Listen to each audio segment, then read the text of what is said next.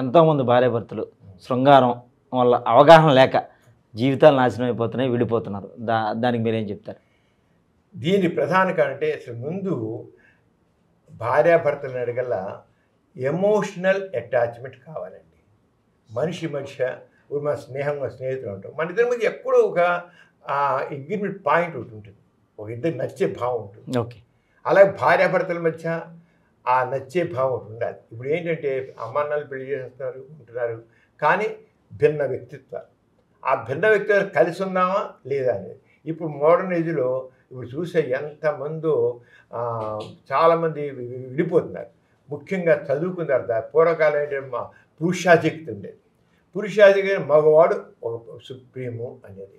మరి ఇప్పుడు అది ఆ పురుషాధిక్యతాన్ని ఇప్పుడు ఆడవాళ్ళని మగవాళ్ళని ఒకటే, ఆడపిల్లని మగపిల్లడు ఒకటే, అంత ఒకటే. అంచేత ఈ పురుషాధిక్యత అనేది అందరూ ఇద్దరు చదువుకుంటున్నారు, ఇద్దరు సంపాదిస్తున్నారు.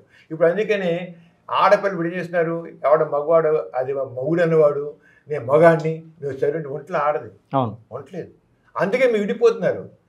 ఇద్దరు ఫ్రెండ్లీగా ఉండాలి, కానీ ఫ్రెండ్లీగా ఉండకుండా నేను మగాడిని చెప్పినట్టు వినాలి అంటే ఎందుకంటే తనకి వ్యక్తిత్వం ఉంది, తను సంపాదిస్తాను, చదువుకుంది, ఏ రకం తెలియదును ఇద్దరు గౌరవించుకుంటారు. ఎమోషనల్ అటాచ్మెంట్, ఎమోషనల్ బాండింగ్ అంటాం.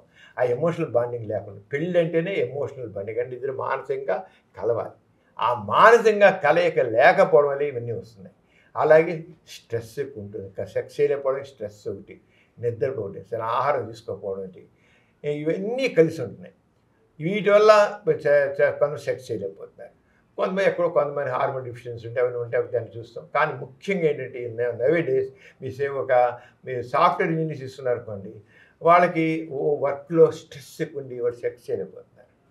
ఇద్దరు సాఫ్ట్వేర్ అనుకోండి, ఇద్దరు అసలు కలిసి ఉన్నారు, 3 ఏళ్ళైనా కలవట్లేదు వాళ్ళు, అసలు పెళ్లి చేసుకుంటే కలవలేకపోతున్నారు. ఏంటి 3 ఏళ్ళు ఏంటి, 5 ఏళ్ళు ఏంటి, ఏంటంటే ఇద్దరు కలిసిపోతున్నారు, ఇద్దరు స్ట్రెస్లో ఉంటున్నారు. అసలు పెళ్లి చేసుకుంటున్నారు కానీ ఏదో స్నేహితుల్లా ఉన్నారు, కానీ భార్యాభర్తలాగా ఉండట్లేదు. ఇవన్నీ అంటే మారిపోతున్నాయి పరిస్థితులు. అందుకని ఇప్పుడు ఎలా ఉన్నారు, పూర్వకాలం ఒకసారి పెళ్ళి అవుతాను ఇష్టం కలిసి మారిపోవాలండి. అసలు అసలు నిజంగా వాళ్ళు ఇష్టమైన కలిసి పెళ్ళి సహజీవనం మా సుప్రీంకోర్టు ఒప్పుకుంటుంది. హోమోసెక్షువాలిటీ, ఇప్పుడు లెస్బియన్స్, హోమోసెక్షువల్స్, ట్రాన్స్జెండరు, ఇవన్నీ ఉన్నాయి, ఇలాంటివి ఉన్నారు, వీళ్ళందరూ ఉన్నారు. మరి యాక్సెప్ట్ ఫారెన్ కంట్రీస్ దాదాపు 30 దేశాల్లో మీకు అసలు వాటి ఆడది మగది పెళ్లి చేసుకుంటే లీగల్గా ఎలా అయితే వాళ్ళకి యాక్సెప్టెన్స్ ఉందో, హోమోసెక్షువల్ పెళ్లి చేసుకున్నా, లెస్బియన్స్ పెళ్లి చేసుకున్నా, ట్రాన్స్జెండర్ పెళ్లి చేసుకున్నా లీగల్గా ఒకటేలా ఉంటుంది వాళ్ళకి.